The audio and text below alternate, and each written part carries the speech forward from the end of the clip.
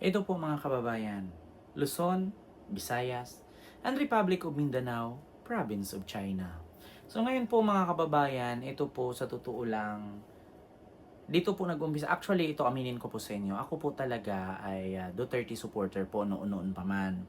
Actually, kahit naman kami lahat, mga BBM vloggers, ay nakasuporta po kami kay Sara Duterte, kay Duterte at kay BBM nung nakaraang eleksyon. Ngunit, ako, nag-iba ako ng landas, nag-isko ako kasi may nakita na kasi akong hindi maganda. Pagdating sa mga Duterte, kay BBM wala man akong problema. Pagdating sa mga Duterte, may nakita na ako, nasilip na ako yung Pogo. Sabi ko nga, sige mag-isko lang ako. Tapos, ang daming mga pangyayari na sa Pogo, sa droga, sangkot sila, yung mga corruption sa Parmali, yung Michael Yang, sino pa, sa mga projects, ang daming nabubulsa, ang daming nawawala. Yung sa DOH na pera kay Duque, na inutos ni Duterte, ilipat sa kanya para daw sa ganito, ang laki din pong nawala dun, billion din po. Tapos sa PhilHealth, ganun din, billion din po ang ninakaw ng mga tao na kung saan 4,000 members ng PhilHealth ay nasa database pero matagal nang patay. Sa administrasyon pa ni Duterte yan. So ngayon, ayun na nga ang nangyari. So ngayon, sabi ko nga, may tiwala pa sana ako sa babae kay Sara. Ngunit ang problema lang, fake news din po siya. Ngayon sasabihin naman mga DDS yan, wow, si Sara ha, sinabihan mong fake news. Bakit? Kailan ba si Sara na nagsabi na naging totoo ang mga sinasabi niya? Katulad yan, ginugurgur siya, si BBM ang may kasalanan. Bakit hindi niya ilabas kung sino yung nagurgur at pasabihin niya na inutusan ni BBM? Wala rin naman. Pangalawa, napilay na naman siya. Sasabihin na naman niya, dahil kay BBM to, kinawawa daw, sabi ni Digong, gidaog-daog ang anak nako, 90 katao ang kalaban niya. 90 katao daw ang kalaban, mag-isa lang daw si Sara, binugbog daw kaya napilay. Tapos ngayon, ito sabi ko si Sara fake news. Kaya sa totoo lang fake news si Sara. Meron akong ipapanood sa inyo na isang video na kung saan sinabi ni Sara dito na si Digong, si Baste, si Pulong, tatakbo daw senador sa 2025. So ngayon may tanong ko lang, nasaan po yung sinabi ni Sara na tatakbong senador? Ang mga tatay niya at dalawa niyang kapatid. Pero wala namang nangyari na tumakbong senador. Ending, si Pulong na nahimik pagkatapos na makatanggap ng 51 billion at itong si Digong tumakbong mayor kasi alam naman niya na pag si Baste ang mag-mayor, matatalo. So ngayon, itong si Baste nag-vice. Di ba? So, mga kababayan, ay meron lang po akong ipapanood sa inyo kung gaano at patutoo at patunay na fake news itong si Sara Duterte. So ito po, panoorin niyo po. Kinumpirma ni Vice President Sara Duterte na 3 Duterte ang tatakbo sa pagkasenador sa 2025 midterm elections. Si PRD, Senator, yung kuya ko, si Paulo Duterte, yung congressman ngayon, senator, si Sebastian Duterte. So 3 ang Duterte next year for senator. Yes, 3 ang Duterte next year. Confirm na ba? Dagdag pa ng bise, si Mayor Baste ang tinitingnan nilang pambato sa 2028 presidential elections. Ngayon, ito na mga kababayan. Ang sabi ni Sara, tatakbo daw ang senador 3 Duterte. Si Baste, si Pulong, si Digong. So anong nangyari ngayon? Bakit ang tumakbo na mayor si Digong at nag-vice mayor itong si Baste? So nawala si Pulong. So nasaan yun ang sinabi ni Sara na 3 Duterte? Kinumpirma. Walang nangyari kasi fake news siya. Ngayon, ang sabi pa nila, si Baste daw ang kanilang pangatawan sa 2028 election na tatakbong presidente at papalit kay BBM. So, bakit ngayon, nung nangampan niya si Digong sa Davao na namigay ng bigas kasama si Inday Pilay, na sa 2028 daw si Inday ang tatakbong presidente. So, nakakapagtaka lang po mga kababayan, no? Bukod na sa fake news, si Inday Sara, sinungaling pa. 'Di ba? So ngayon mga kababayan, may tanong ko lang, hindi ba kaya ang mga Duterte hindi na nagkakaintindihan bawat isa? May possibility kaya na si Baste at si Digong na lang nagkakaintindihan? Si Sara at si Pulong hindi? Or pinakita lang nila sa taong bayan at sa publiko na okay sila? Pero beside and behind sa katotohanan, hindi sila magkakasundo. Alam nyo ba, para sa akin ha, kung bakit yung siko ni Sara, yung braso niya na pilay, nagwawala yan nung nalaman niya na bumagsak ang ratings niya at pinagalitan ni Digong yan. Yan ang katotohanan kasi noon pa man, sinabi na ni Digong mismo na si Inday Sara matigas ang ulo. Sa lahat ng anak niya, si Inday Sara ang barumbado. Diba?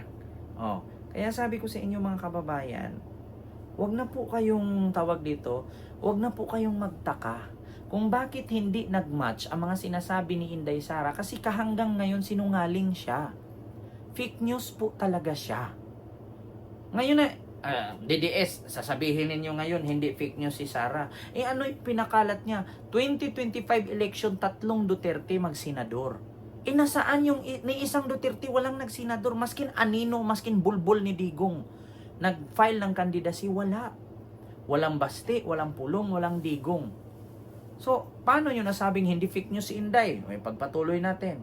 Si Baste Duterte. And siya ang mulagan sa 2028 president. So, President, Ang ingon sa ako ang mama mo, balik daw ko sa Davao nga mag-mayor.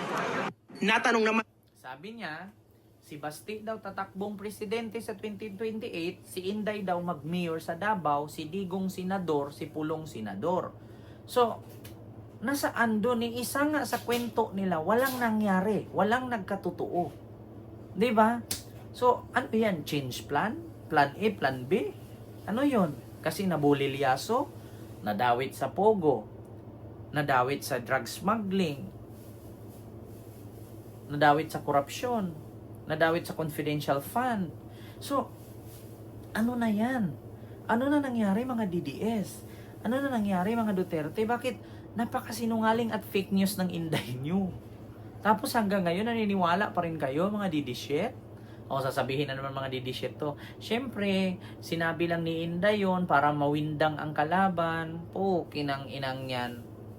Sino pang kalaban mawiwindang sa kanila? Isirang-sira sila. Kung paano sinira ni Duterte ang mga Aquino at Liberal Party noon, mas sirang-sira si Digong ngayon. Bakit? Ang Liberal Party noon, iilang lugar sa Pilipinas, puro Liberal Party. Iilan lang ang, mga senador lang ang natanggal, iilan lang. Kay Digong ngayon, lahat ultimo siya. Tumakbong mayor ng Davao, naghihingalong manalo, nangangamoy kamatis. Niya, kasi ultimo siya, hindi na halos makalakad, pati Panginoon, tinatawag na. Kasi alam na niya sa sarili niya, ang sabi pa nga, bakit nyo kami palitan? Minsan hindi naman namin kayo iniwan. Kung ako naman taga Davao, syempre tatanggapin ko yung bigas na binigay. Bakit? Once in a blue moon lang yan. Take note, pag wala ng eleksyon, wala na yung bigas na yan. 'Di ba? Ganun lang naman eh. Tapos meron pa silang mayor dyan ngayon. Late nang pumasok. Bakit? Lasing, nagsisurfing. Tapos pag tinanong nyo yung mayor ngayon dyan na si Basti Duterte, anong project na gawa? Wala. Kung meron mang project, covered court, 13 million. Tapos parang 700,000 lang ang halaga. Sahig, haligi, bubong. Wala man lang pader, wala man lang CR, tapos 13 million na. Aba. Tapos meron pang project na flood control. Wala namang nangyaring flood control. Hanggang ngayon, binaha pa rin sila. Yun ngang office ng DRRMO or Disaster Risk Reduction Management Office, parang tagpi-tagpi lang na yero. Tapos yung flood control sa ilog, ang nilagay, yero lang din at saka bakal. Hindi pa tapos siniminto. Walang natayo. Saan napuntang pondo? Nung presidente si Digong, Davao ang may pinakamalaking budget para sa flood control. 51 billion. Kaya sabi ko nga sa inyo, ang mga Duterte sa Davao natatakot na palitan. VP Sara kung siya na ang bagong oposisyon leader. Pero hindi niya ito direktang sinagot. Sa ngayon, sir, nakatutok tayo sa transition ng Department of Education from me to the new secretary. Actually, mga kababayan, nakatutok daw siya sa Department of Education. Ano bang nagawa mo sa Department of Education or sa DepEd? Diba? Yung magnakaw ng confidential fund, yung gumawa ng libro na mali-mali ang grammar, tapos Pag yung libro ba ni Sarah, pag nabasa ng bulag, nagkakaroon ng mata? Yun bang libro ni Sarah, pag nabasa ng pilay, yun nakakatakbo ba ang pilay? Ha? Yung libro ni Sarah, pag nabasa ba ng senior citizen yun, lalakas ang katawan ng senior, magkakaroon ng maintenance?